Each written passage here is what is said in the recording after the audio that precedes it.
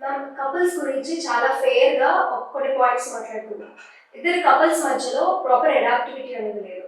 And wife నుంచి husband satisfy కాకపోయినా, husband నుంచి సాటిస్ఫై కాకపోయినా, ఫిజికల్ బాండింగ్ లేకపోయినా, ఎమోషనల్ బాండింగ్ లేకపోయినా కలిసి కూర్చొని మాట్లాడుకోవాలనే విచక్షణ అనేది లేదు. ఈ జనరేషన్ పిల్లలు అనే కాకుండా లైక్ రకరకాల పీపుల్ని చూస్తున్నాం మనం. కానీ ఈ జనరేషన్ కి హెల్తీ ఎన్వైరన్మెంట్ అనేది ఏంటి, లేదా వాళ్ళ పిల్లలకి కూడా ప్రొవైడ్ చేయాలి అనేది వాళ్ళకి తెలియట్లేదు. అసలు కపుల్స్ ఎలా ఉంటే బెటర్ అని అంటారు? వాళ్ళకి ఏ విషయంలో ప్రాపర్ అవేర్నెస్ రావాలి అంటారు? ఫ్యామిలీ అమ్మా. ఫ్యామిలీ అంటే first building blocks wife and husband. Wife and husband మనం అంటాం, వింటూ ఉంటాం, ఒక బండికి 2 చక్రాలు లాంటి వాడు. ఏ ఒక్క చక్రం సరిగ్గా లేకపోయినా బండి కూలిపోతుంది. కానీ ఈ జనరేషన్లో ఇప్పుడు మనం చూస్తున్నాం, గత 10 సంవత్సరాల నుంచి స్లోగా number of divorces are increasing. లేదు ఒక రూఫ్ కింద ఉన్నా కూడా ఏదో పిల్లల కోసం కలిసి ఉంటున్నామే తప్ప మా ఇద్దరి మధ్యన అంతగా కంపాటబిలిటీ లేదు అన్న క్వశ్చన్ మనం చాలాసార్లు వింటున్నాం. ఆ స్టేట్మెంట్స్ ఎందుకు వస్తుంది అసలు? ఇది ఫస్ట్ అండ్ ఫార్మోస్ట్. ఒక టైంలో పెళ్ళి అనేది mostly was not our decision. ఎవరికి పెళ్లి చేయాలనేది ఇంట్లో వాళ్ళే డిసైడ్ చేసేవాళ్ళు. సో ఇది ఖచ్చితంగా మనం ఇంకా తల ఉంచి యాక్సెప్ట్ చేయాల్సిన విషయం అని 2 పార్టీస్ ఒప్పుకునే, అటు వైఫ్ హస్బెండ్ ఇద్దరు కూడా. నా పాత్ర లేదు, నీ పాత్ర లేదు, అమ్మ నాన్న చూసారు, పెళ్లి చేశారు, మన ఇద్దరు వీళ్ళు పెంకాల్లాగా జాయిన్ చేశారు కాబట్టి అట్లా మనం వెళ్ళిపోవడం ఎన్ని సంవత్సరాలైనా కూడా. అండ్ ఈ పెళ్ళిళ్ళు కాస్త చిన్న వయసులో జరిగేవి.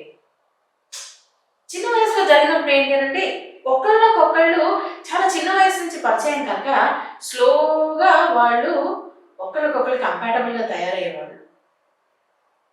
అంటే they use to always feel, పెళ్లి చేసుకున్నాను అంటే there is no way to go out, I have to be here only. కానీ దిస్ జనరేషన్ పెళ్లికి ముందే నచ్చకపోతే విడిపోవచ్చులే అన్న ఒక నెగటివ్ థాట్తో స్టార్ట్ చేస్తున్నారు లైఫ్ని. ఇప్పుడు మనం ఒక డ్రెస్ కొంటాం లేదా ఒక స్వీట్ కొంటాం, రైట్? కొనుక్కున్నాను కనుక కాస్త అటు ఇటుగా ఉన్నా ఏదో సర్దుకుపోదాంలే అనుకుంటే కాస్త లూజ్గా ఉన్నా కాస్త ఫిట్గా ఉన్నా ఏదో పిన్ను పెట్టో లేకపోతే స్టిచ్చింగ్ చేయించో స్లీవ్స్ పొడుకున్నాయంటే ఆర్డర్ చేయించో మనం వేసుకుంటున్నాం. ఇది కాస్త అటు ఇటుగా ఉన్నా నేనైతే వాడు రిటర్న్ తీసుకోకపోయినా సరే పక్క పడేస్తా అన్న థాట్లో ఒక వస్తువుని పర్చేస్ చేశాను అనుకోండి, కాస్త అడ్జస్ట్ అవుతాను 1%. అవ్వం కదా, చిన్న గదుపు పడేస్తా. ఇది అంతే. ఫర్ ఎగ్జాంపుల్ నేను ఒక సమోసా కొనుక్కున్నా, నా డబ్బులు కష్టపడ్డా కొనుక్కున్నా, తిన్నా, కాస్త టేస్ట్ అటు ఇటుగా అనిపించింది. అంటే లాస్ట్ టైం తిన్నట్టుగా లేదు, ఇది కొంచెం under quality, some fault is there. పర్లేదు ఏదో కొనుక్కున్నాను కదా తినేద్దాం అని అనుకుంటే కాస్త అటు ఇటు ఉన్నా తినేస్తాం మనం. ఒక్కోసారి చూస్తుంటాం, అమ్మ మనకి సరిగ్గా టేస్టీగా వండకపోయినా ఏదో అమ్మ కష్టపడి చేసింది కదా తినేద్దామని తినేస్తాం. బాగాలేకున్నా కానీ పర్లేదులే అంటాం, తినేస్తాం. కొంతమంది ప్లేట్ ఇట్లా ఇచ్చేసి ఏముండినో నీ ముఖంలా వండినావు అంటారు, అడ్జస్ట్ అవ్వరు. కొంతమంది ఇచ్చి ఇది బాగాలేదని నిర్దాక్షిణ్యంగా పక్క పెట్టేస్తారు మొత్తం అట్లా. సేమ్ యాటిట్యూడ్ రిలేషన్షిప్స్లో కూడా ఫాలో అవుతుంది. సర్లే నా పెళ్ళి జరిగింది, మనిషి అన్నాక 100% పర్ఫెక్ట్గా ఎవరు ఉండలేరు అన్నది. లేడీస్ అయినా ఉండి జెంట్స్ అవనివ్వండి, ఆడ మగ ఎవరు కూడా పర్ఫెక్ట్ కాదు. ప్రతి ఒక్కళ్ళకి వాళ్ళ పాజిటివ్ పాయింట్స్ ఉంటాయి, ప్రతి ఒక్కరికి వాళ్ళ నెగిటివ్ పాయింట్స్ ఉంటాయి. సో మనం ఒక మనిషిని పెళ్లి చేసుకున్నామనంటే ఓన్లీ వాళ్ళ పాజిటివ్ పాయింట్స్నే చేసుకున్నట్టు కాదు, వాళ్ళ నెగిటివిటీని కూడా మనం పెళ్లి చేసుకున్నట్టు. ఓకే, నేను కొన్ని విషయాల్లో బాగుండొచ్చు, నాకు పేషెన్స్ ఎక్కువ ఉండొచ్చు, నేను చాలా బాగా మాట్లాడచ్చు, నేను వంట బాగా చేస్తానేమో, రకరకాల పాజిటివ్స్ ఉంటాయి, నెగిటివ్స్ ఉండొచ్చు, నాకు కోపం ఎక్కువేమో, నేను అప్పుడప్పుడు అరిచేస్తానేమో. సో ఇప్పుడు నన్ను పెళ్లి చేసుకున్న వాళ్ళు కేవలం నా వంట బాగుంది కాబట్టి ఆ వరకే పెళ్లి చేసుకొని నాకు కోపం వచ్చినప్పుడు పెళ్లి చేసుకోలేదని కాదు కదా, I'm a package, right? So ఈ పాజిటివ్ని ఎంతగా ఎంజాయ్ చేస్తున్నారో ఆ నెగిటివిటీని కూడా కాస్త భరించాల్సి వస్తుంది. ఆ యాటిట్యూడ్ ఉండాలి, కాస్త సర్దుకుపోదాంలే ఇద్దరు పార్టీస్లో, వైఫ్లోను హస్బెండ్లోను. 2 అసలు వైఫ్ అండ్ హస్బెండ్ మధ్యలో కంపాటబిలిటీ ఎలా వస్తుంది అసలు? We have to talk. ఇప్పుడు మనం స్కూల్లో జాయిన్ అవుతాం, ఎవరు మనకి మంచి ఫ్రెండ్ అవుతారు? నాకు ఎవరైనా నచ్చితే. ఎట్లా నచ్చుతారు? పక్కన కూర్చోగానే నచ్చుతారా? మనం చిన్నప్పుడు స్కూల్కి వెళ్తాం కదా, నర్సరీలో, ఆ ఫాల్ 30-40 చిల్డ్రన్ ఒకళ్ళు మన ఫ్రెండ్ అవుతారు. ఎట్లాగా? చాక్లెట్ ఇస్తే అదే చాక్లెట్ ఇస్తే ఫ్రెండ్ అయిపోతారా? మాట్లాడుకుంటాం మనం, చాక్లెట్ ఇస్తారు, ఇవ్వగానే ఏం చేస్తాం, అరే వీళ్ళు ఎవరో మంచి పిల్లలు ఉన్నారని పక్కకు కూర్చుంటాం, వెళ్ళి కంటిన్యూస్గా మాట్లాడుకుంటాం. నీ పేరేంటి, నువ్వేంటి, మీ అమ్మ ఏంటి, మీ నాన్న ఏంటి, పెన్సిల్ ఉందా, ఈ పెన్సిల్ బాగుంది, ఏదో ఒక టాక్ మనం మాట్లాడుకుంటాం. ఎవరైనా ఫ్రెండ్ అవ్వాలంటే ఫస్ట్ మాట్లాడుకోవాలి. 10th తర్వాత ఇంటర్మీడియట్లో first day of the college స్కూల్లో మనం వెళ్తాం, అంతా కొత్త వాళ్ళు కదా, ఎవరు ఫ్రెండ్ అవుతారు మనకి? మనం మాట్లాడిన వాళ్ళే ఫ్రెండ్ అవుతారు. కొన్నిసార్లు ఏంటి, అబ్బాయి ఈ అమ్మాయి చాలా బ్యూటిఫుల్గా ఉంది, మనం ఫ్రెండ్ అవుదాం అనుకుంటాం, కానీ మాట్లాడిన తర్వాత అర్థం అవుతుంది గయ్యాడి గంప, మనకు వద్దు, మనం కాస్త దూరంగా ఉందాం అనుకుంటారు. మాట్లాడితేనే ఫ్రెండ్స్ అవుతారు. వైఫ్ అండ్ హస్బెండ్ కూడా అంతే. ఒక ఎన్విరాన్మెంట్ లో పెరిగొచ్చిన అమ్మాయి ఇంకో ఎన్విరాన్మెంట్ లో పెరిగొచ్చిన అబ్బాయి ఒక రూఫ్ కింద వచ్చేసి కలిసి ఉండాలంటే ఆటోమేటిక్ గా ఇద్దరు లోపలను తేడాలు ఉంటాయి. ఒక్కలాగా ఎవరు ఉండరు. అదో మూవీలో ప్రభాస్ అన్నట్టు ఎగ్జాక్ట్లీ నాలా ఆలోచించే అమ్మాయి నాకు తారసపడింది ఒక కాంపిటీషన్ లో అని కలుస్తాము, మేము పెళ్లి చేసుకుంటామంటే అట్లా అవదండి. ఒక్కలాగా ఆలోచించే వాళ్ళు ఈ ప్రపంచంలో ఉండరు, ఎక్కడో దగ్గర డిఫరెన్స్ వస్తాయి. అండ్ ఒక్కలాగా ఆలోచించే వాళ్ళు ఇద్దరు ఎప్పుడూ ఒక రూఫ్ కింద ఉండలేరు. ఎందుకంటే నీకు కోపం వస్తే ఆమె కూడా కోపం వస్తుంది, ఇద్దరు కొట్టుకుంటారు. Opposite poles attract. ఇద్దరిలోనూ కాస్త డిఫరెన్సెస్ ఉండాలి. ఆ డిఫరెన్సెస్ ఎట్లా ఉండాలంటే పజిల్లో పీసెస్ ఇట్లా మనకి డిఫరెన్స్ తెలియకుండా ఇట్లా కలిసిపోతాయి చూడండి, అట్లా ఉండాలి వైఫ్ అండ్ హస్బెండ్ అంటే. 2 స్క్వేర్స్ తీసుకొచ్చి ఇట్లా పెట్టినట్టు కాదు. ఎన్ని తారతమ్యాలు ఉన్నా, ఎన్ని డిఫరెన్సెస్ ఉన్నా కరెక్ట్గా ఇట్లా ఫిట్ ఇన్ అవ్వాలన్నమాట, పీసెస్ ఆఫ్ పజిల్. అది వైఫ్ అండ్ హస్బెండ్ రిలేషన్షిప్ అంటే. ఎవరి పాజిటివ్ వాళ్ళకు ఉంటుంది, ఎవరి నెగిటివ్ వాళ్ళకు ఉంటుంది, ఎవరి అడ్వాంటేజ్ వాళ్ళకు ఉంటుంది, ఎవరి డిసడ్వాంటేజ్ వాళ్ళకు ఉంటుంది. నాకు కోపం ఉండొచ్చు, మా హస్బెండ్కి కోపం ఉండొచ్చు. నాకు కోపం వచ్చినప్పుడు తను తగ్గాలి, తనకు కోపం వచ్చినప్పుడు నేను తగ్గాలి. అది అడ్జస్ట్మెంట్. ఈ ఫ్యాక్టర్ ఉండాలి. 2 ఎట్లా వస్తుంది, నాకు అసలు ఎట్లా తెలుస్తుంది నీకు ఏ విషయంలో కోపం వస్తుందో? నేను మాట్లాడాలి కదా. I have to open and talk. Defence, ఈ జనరేషన్లో అందరూ డిఫెన్సివ్గా స్టార్ట్ చేస్తున్నారు. నేను ఇది, నీకు నేను ఇలా నచ్చితే నాతో ఉండు, లేకపోతే ఉండకు. ఇట్లా ఉంటుంది ఓపెన్ అనమాట. నేనిది నువ్విది కరెక్ట్గా ఎదుటి వాళ్ళని కూడా వాళ్ళేంటి నీకు తెలియాలి కదా. మాట్లాడండి. రైట్, నేను ఇది, I'm open to change my self little bit.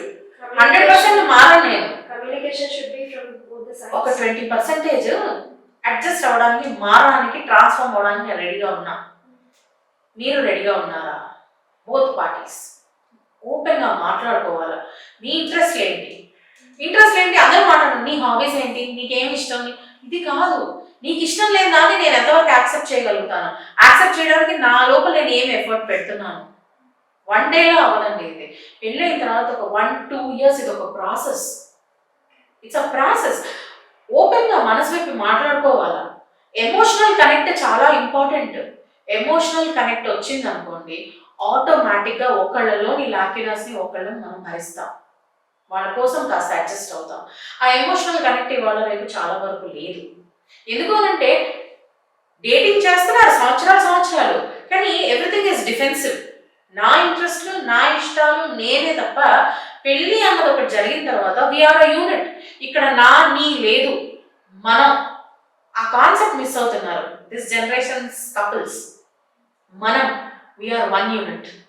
ఆ మూవీలో ఉంటుంది జగపతి బాబు అండ్ ఆ అమ్మాయి movie, I don't recollect the heroines, Priyamani ఉంటుంది. దాంట్లో వాళ్ళు పెళ్లి చేసుకుంటారు, ఇల్లు తీసుకుంటారు. దాంట్లో నీ బెడ్రూమ్, నా బెడ్రూమ్, మన బెడ్రూమ్ అని 3 రూమ్స్ ఉంటాయి. సో నీ ప్రైవసీ, నా ప్రైవసీ, మన ప్రైవసీ, కామన్ థింగ్స్. ఈ నా అనేదాన్ని ఎప్పుడైతే క్లోజ్ చేయగలుగుతారో, మన అన్నదాన్ని కాన్సెప్ట్ గా వర్కౌట్ చేస్తారో, emotional compatibility and emotional adjustment అన్నది అచీవ్ చేసి ఉంటారు. All couples of this generation should realise once you are married, there is no నీ and there is no నా, it is మనం. మనం చూస్తుంటాం కాస్త గొడవగానే నీ కొడుకు ఇట్లా చేసినాడు కదా, నీ కొడుకు ఏంటి, మన కొడుకు వాడు. బాగా చేయంగానే నా కొడుకు, చెత్త చేయంగానే నీ కొడుకు, మంచి పనులు చేస్తే నా కూతురు, చెత్త పనులు చేస్తే నీ కూతురు. నా కూతురు నీ కూతురు ఉండదు, మన కూతురు, మన ఇల్లు, మన పిల్లలు, మనం కలిసి చేసాం. రైట్? మన అన్న కాన్సెప్ట్ వచ్చినప్పుడు ఎమోషనల్ కంపాటబిలిటీ అసలు ఎమోషనల్ కంపాటబిలిటీ వస్తే ఆటోమేటిక్గా మన అనే కాన్సెప్ట్ వచ్చేస్తుంది. మాట్లాడండి, నోరు తెరిచి మాట్లాడండి. Family or relationship or marriage is not only physical, it is more emotional. Physical bonding is timely, అంటే మేబీ ఫర్ ఒక 20 years or 25 years కాన్సెప్ట్ అది, but marriage is a life long concept. right? Physical bonding helps to keep you together in those young age, but emotional connect మీరు life long ఒక దగ్గర ఉంచుతుంది. men are active till 70, females are inactive by 50. మరి దాని తర్వాత marriage అనే system exist అవ్వదా? అవుతుంది. ఎందుకు? Because of this 25 years of togetherness or 30 years of togetherness, emotional bonding. ఒకళ్ళు లేకపోతే ఒకళ్ళు బ్రతకలేని ఒక స్టేజ్కి వచ్చేస్తారు. For everything we look back for our life partner. ఎందుకంటే అమ్మ నాన్న 27-24 ఏళ్ళు ఉంటారండి, లైఫ్ పార్ట్నర్ 50 years ఉండాలి, అది కాన్సెప్ట్. అందుకే లైఫ్ పార్ట్నర్కి అంత ఇంపార్టెన్స్ లైఫ్లో.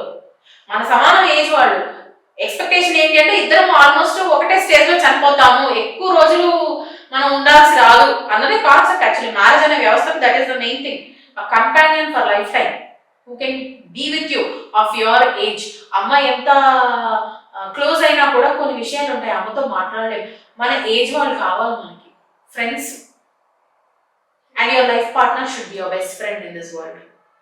ఎప్పుడైతే when you make your life partner your best friend, మన అనే కాన్సెప్ట్ వచ్చి కంపాటబిలిటీ ఆటోమేటిక్గా వచ్చేస్తుంది. Don't treat him or her as a separate entity. It is our entity, a part of us. ఎట్లయితే నా చైల్డ్ నాలో ఒక పార్ట్ కదా, నా కడుపు కోసి తీసుకొచ్చామంటాము, పిల్లలు ఏదైనా అటు ఇటన్నా భరిస్తాము. లైఫ్ పార్ట్నర్ కూడా అంతే కదా, it's a part of us. మనం మాట్లాడడానికి మస్తు మాట్లాడతాము, అర్ధనారీశ్వర కాన్సెప్ట్ సగము ఇటు సగము అటు సగం ఇంప్లిమెంట్ చేస్తున్నామా? గొడవకు వచ్చేసరికి మీ అమ్మ అట్లయింది, మా నాన్న ఎట్లా అన్నాడు. ఇట్ ఈస్ మన ఫ్యామిలీ. మన అన్న కాన్సెప్ట్ వచ్చినప్పుడు ఎవ్రీబడి షుడ్ థింక్ మన. అదేంటో నీ పెళ్ళాం కాదు, మన కోడలు మన వచ్చినప్పుడు ఎవ్రీథింగ్ విల్ సెట్ రైట్. కానీ మనం చూస్తాం బాగున్నప్పుడు అందరూ బాగుంటారు, కాస్త కోపంగా నీ పెళ్ళాం ఏంటారు అట్లా మాట్లాడుతుంది, అంతే కదా. అదే కూతురు ఉంది అనుకోండి, మీ ఆయన బాగా ఎక్స్ట్రా చేస్తాడు, నువ్వు ఎందుకు చెప్పవు మీ ఆయనకి అంటారు తల్లిగారు వాళ్ళు. ఈ మీ ఏంటి మీ అంతా మన. డాటర్ నీదైనా అల్లుడు నీ ఇంటి వాడే, కొడుకు నీ కొడుకు అయినప్పుడు కోడలు కూడా నీ ఇంటి కోడలే. మన ఎప్పుడైతే ఓపెన్ గా వైఫ్ అండ్ హస్బెండ్ ఇద్దరు మాట్లాడుకుంటారో, ఎప్పుడైతే వాళ్ళ మధ్యన ఆ ఫ్రెండ్లీ బాండ్ వస్తుందో, అప్పుడు మన అన్న కాన్సెప్ట్ ని వాళ్ళు హైలైట్ చేయగలుగుతారో డివోర్స్ అన్న థాటే రాదండి. వచ్చిన తర్వాత కూడా వాళ్ళు కూర్చొని మాట్లాడుకుంటారు. గొడవలు రావడం కాదు, ఫ్యామిలీ అన్న తర్వాత ఇద్దరు ఇండివిజువల్ ఎంటిటీస్ అన్న తర్వాత గొడవలు వస్తాయి. నీకు నచ్చింది నాకు నచ్చదు, నాకు నచ్చింది నీకు నచ్చదు. కానీ ఇద్దరు ఎంత ప్రాపర్ గా ఆ గొడవల్ని సాల్వ్ చేసుకోగలుగుతున్నారు, ఆ మెచ్యూరిటీ ఎప్పుడు వస్తుంది? ఒకళ్ళు లేకుండా ఒకళ్ళు ఉండలేము అనుకున్నప్పుడు. అది మన ఇద్దరికి మాత్రమే సంబంధించింది. పిల్లలు ఉన్నారు కనుక వీళ్ళ కోసం పడుంటాం కాదు, మీ ఇద్దరు వన్ ఫర్ ద అదర్. కోపం వచ్చినా గొడవలు వచ్చినా టెంపరీ, ఏదో గొడవ పడ్డాం, ఏదో ఇరిటేట్ అయ్యాం, but we are one entity, we need to be together. మనం అన్న కాన్సెప్ట్ డెవలప్ చేసుకోవాలి. అప్పుడు ఈ డివోర్సెస్ అనేవి తగ్గుతాయి. ఇది యాక్చువల్గా చెప్పాల్సింది పేరెంట్స్. కానీ ఇవాళ పేరెంట్స్కి చెప్పడానికి టైం లేదు. 10th చదవంటారా, ఇంజనీరింగ్ చదవంటారా, చదివిన తర్వాత హాస్టల్కి వెళ్ళంటారా, కాగానే ఉద్యోగం వెళ్ళంటారా, బయటికి వెళ్ళాం, ఇప్పటికీ చెప్తే వినే స్టేజ్ దాటిపోయాం. కాబట్టి జాబ్ రాగానే పెళ్లి చేసేస్తాం, ఇంకా వాళ్ళిద్దరు ఫుల్గా జైలు అయిపోయి ఫుల్గా ఒక దగ్గర ఉండలేరు. అట్లా చెప్పాలి వాళ్ళకి, what is the importance of life partner in your life.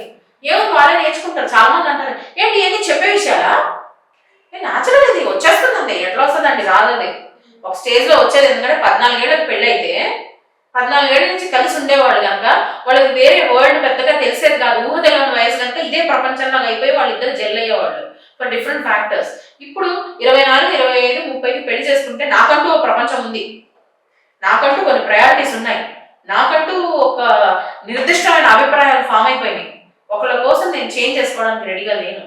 So ఇటువంటి టైంలో somebody has to take that initiative and tell them why do you have to change, why do you have to adopt, why do you have to involve the third person in your family, in your life, make a part.